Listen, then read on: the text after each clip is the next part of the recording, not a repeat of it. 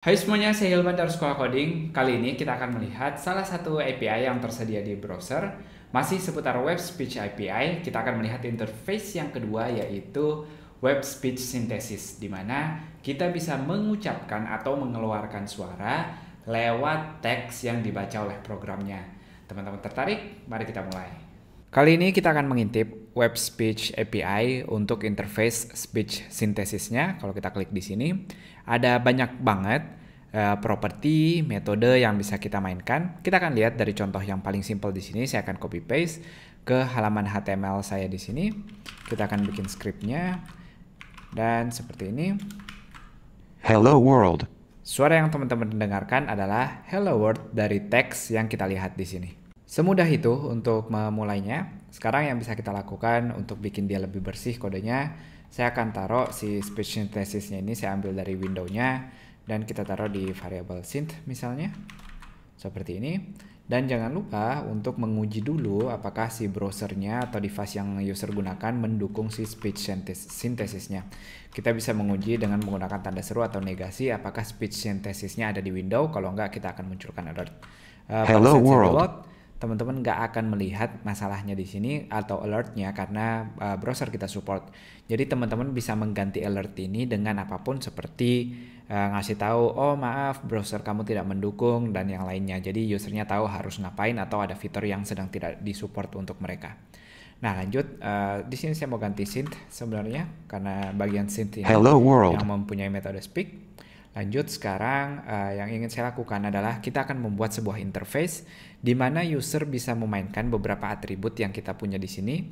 Jadi cara simpelnya kita udah lihat. Sekarang kita mau ngintip si speech API, speech synthesisnya di sini. Saya akan mengintip. Nah, di sini kita ngelihat ada beberapa atribut di contohnya yang bisa kita mainkan. Kalau teman-teman melihat ke salah satu di sini misalnya speech synthesis utterance di sini di dokumentasi API-nya kita dikasih tahu kalau di sini ada beberapa properti yang bisa kita mainkan seperti bahasanya, lalu pitch-nya, rate-nya, text, voice, dan volume. Kita mungkin nggak akan ngelihat semuanya, begitu juga dengan event-nya, tapi kita akan lihat beberapa properti yang menarik di sini yang bisa kita mainkan. Nah, pertama saya akan siapkan dulu HTML-nya. Teman-teman bisa pause videonya lalu ikut copy paste. Untuk bikin interface-nya lebih menarik, saya akan pakai CSS otomatis di sini. Saya akan ambil Sakura CSS namanya. Jadi ini classless CSS di mana saya nggak perlu menulis kelas, otomatis nanti CSS-nya akan ada untuk saya.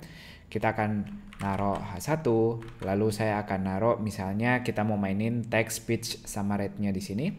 Saya akan naruh ketiga atribut ini di sini. Jadi saya punya teks sekarang, yaitu input teks biasa yang saya beri ID agar bisa saya akses lewat JavaScript-nya nanti. Lalu kita punya label pitch di sini, di mana dia adalah input HTML range, begitu juga dengan rate-nya agar kita bisa mainkan slider-nya nanti. Masing-masing kita beri ID yang berbeda, yang satu pitch, yang satu rate.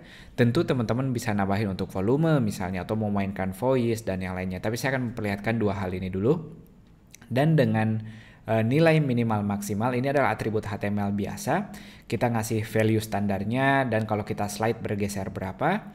Ini minimalnya 0,1 dan 2 dari yang saya baca di propertinya di sini bisa berbeda, bisa tergantung device-nya atau suara yang digunakan. Tapi ini kasarnya kalau kita masukin setengah berarti dia setengah kali lebih lambat, kalau 2 kali berarti 2 kali lebih cepat karena 1 adalah normalnya. Itu kira-kira nilai kasarnya. Teman-teman akan lihat apa yang saya maksud dengan pitch dan rate di sini. Saya akan sediakan dulu tombolnya. Kita akan sediakan button play di sini. Ketika kita klik play-nya, maka saya akan membuat fungsi play, di mana fungsi play-nya ini kita akan melakukan apa yang sudah kita lakukan sebelumnya di sini. Seperti ini. Kita lihat apakah synth-nya perlu di sini. Nggak perlu, saya bisa mendeklarasikan dia di awal, nggak ada masalah. Nah sekarang nih, saya nggak mau dong ngambil hello world terus, tapi saya mau bergantung apa teks yang dimasukkan oleh user. Karena itu saya akan mengganti dia dengan sebuah teks di sini. Teks, lalu kita masukkan menjadi text value-nya, jadi saya ambil dari ID teksnya. Lalu kita ucapkan dari sana. Kita tes dulu apakah ini berhasil. Ini penampilannya, misalnya saya punya sekolah coding di sini. Kalau kita klik play, Sekolah Coding. itu yang teman-teman dengarkan. Aksennya masih bule, kita belum memainkan bahasanya di sini, karena itu kita harus mainkan dulu. Jadi setelah utterance-nya kita deklarasikan, untuk utterance-nya yang pertama saya mau memainkan bahasanya, yaitu kita mau bahasa Indonesia aja, berarti kita bisa pakai ID atau ID juga sebenarnya cukup. Kita lihat dengan perubahan ini, kalau saya masukkan sekolah coding, atau biar kita nggak usah ngetik terus, bisa dimasukkan di sini, halo sekolah coding. Saya klik play. Halo sekolah coding. Nah, teman-teman sudah bisa dengar suara yang berbeda dan juga bahasa atau cara pengucapan pronunciation yang berbeda karena kita menggunakan atribut length-nya ini kita ubah. Nah, sekarang selanjutnya saya mau memainkan rate dan juga pitch-nya. Sama seperti sebelumnya, kita akan mengambil dari ID-nya dan value-nya. Kita ambil dari sini, untuk utterance rate-nya kita ganti atribut rate dan juga pitch-nya berdasarkan masing-masing nilainya. Nah, masing-masing sudah punya nilai 1. Halo sekolah coding. Tidak ada masalah, tapi kalau pitch-nya kita mau naikkan jadi cengkring banget misalnya. Halo sekolah coding. Nah, seperti itu hasilnya. Atau kita turunkan yang nilainya dia minimal itu 0,1 di sini. Halo sekolah coding. Nah, seperti itu suaranya. Sekarang rate-nya atau speed-nya di sini. Halo sekolah coding. Lebih lambat. Halo sekolah coding. Nah, jadi teman-teman bisa bikin misalnya artikel reader atau pembaca artikel yang usernya bisa mengatur speed-nya mau seperti apa, pitch-nya mau seperti apa. Lanjut, sekarang kita mau mengulik yang lain lagi, yaitu gimana kalau saya mau mengubah suara siapa yang mengucapkannya. Nah, jadi di sini agak tricky karena kalau kita mau dapetin daftar suara sebenarnya ada metode get voices di sini. Kalau kita lihat di sini ada synth get voices. Lalu kalau kita console voicesnya, kita ngelihat atributnya kosong di sini atau array-nya kosong. Jadi dari yang saya pelajari ternyata si voicesnya ini butuh beberapa waktu atau butuh beberapa detik untuk muncul. Karena itu saya akan set timeout untuk memastikan dia telah berjalan. Coba kita kasih 1 detik dulu karena ini dalam millisecond.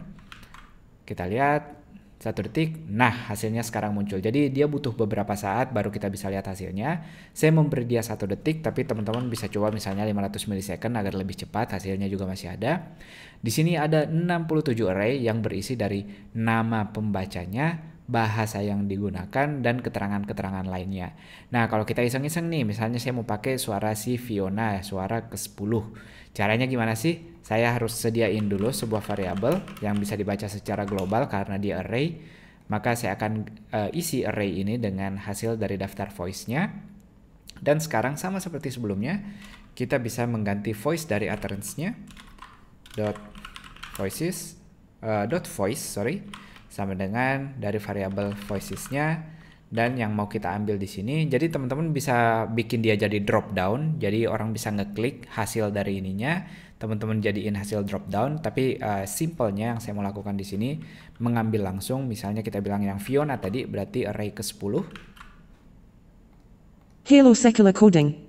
Nah, itu teman-teman dengar. Selain suaranya, tentu pronunciation-nya juga beda. Jadi teman-teman harus hati-hati ketika menggunakan voice-nya. Dia bukan cuma ganti suara, Hello Sekolah Coding. tapi juga pronunciation karena mereka sudah attached di bahasa masing-masing. Nah, kalau mau main aman, saya tidak akan mengganti voice-nya. Kalau kita cukup mengganti bahasa dan menggunakan bahasa default-nya di sini. Seperti yang sebelumnya kita lihat. Halo sekolah coding. Nah, itu dia teman-teman seputar web speech synthesis interface-nya. Gimana, apakah teman-teman sudah punya ide akan membangun apa dengan teknologi ini? Jadi, jangan lupa teman-teman terus untuk mengeksplor API-API yang ada di browser yang sebenarnya udah canggih banget, ada banyak banget yang bisa kita lakuin. Sampai jumpa di video berikutnya.